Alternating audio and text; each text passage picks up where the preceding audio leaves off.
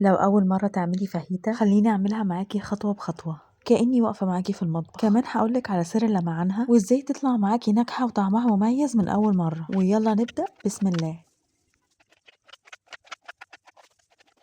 الفاهيتا بنستخدم لها شرايح البانيه. هتجيبي شرايح البانيه وتقطعيها سمكها يكون رفيع صوابع كده زي ما أنا كنت عاملاها.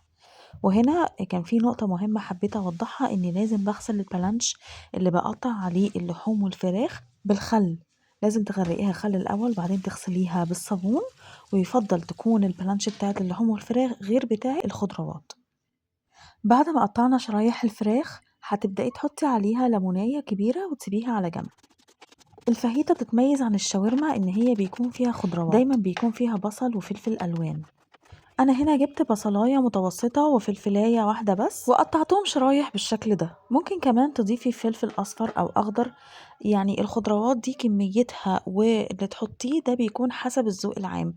في ناس ما بتحبش بصل خالص ما بتحطش بصل، بس البصل في الفاهيتا مهم جدا وهنعرف ليه خلال دقايق. خلاص كده قطعنا الشاورما بتاعتنا وقطعنا الخضروات، يبقى احنا كده جاهزين ان احنا نروح على البوتاجاز.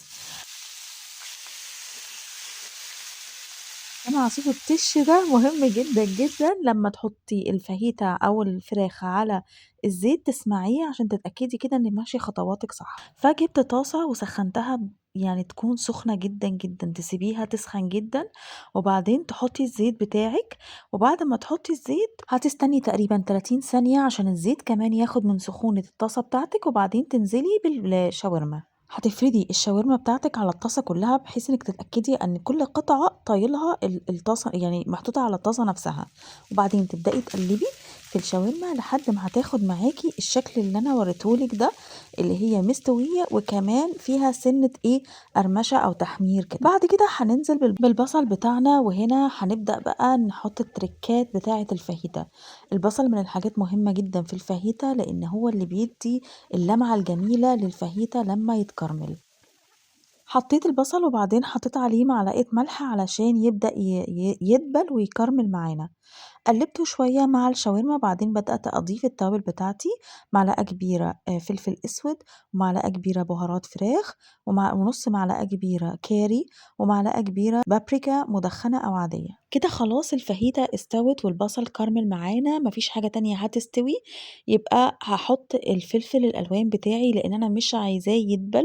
أنا يدوبك هديله تقليبتين بس علشان ياخد كده من الصوص بتاع الفاهيتا، وهاطفي على طول بعد ما أحط آخر مكون وأهم مكون معانا وهو الصويا صوص. الصويا صوص هي اللي هتدّي له بقى اللون الجميل بتاع الفاهيتا، وكمان هتميّزه بطعم حلو جدًا. شامين الريحة من عندكم؟ الريحة خطيرة جدًا، جدًا.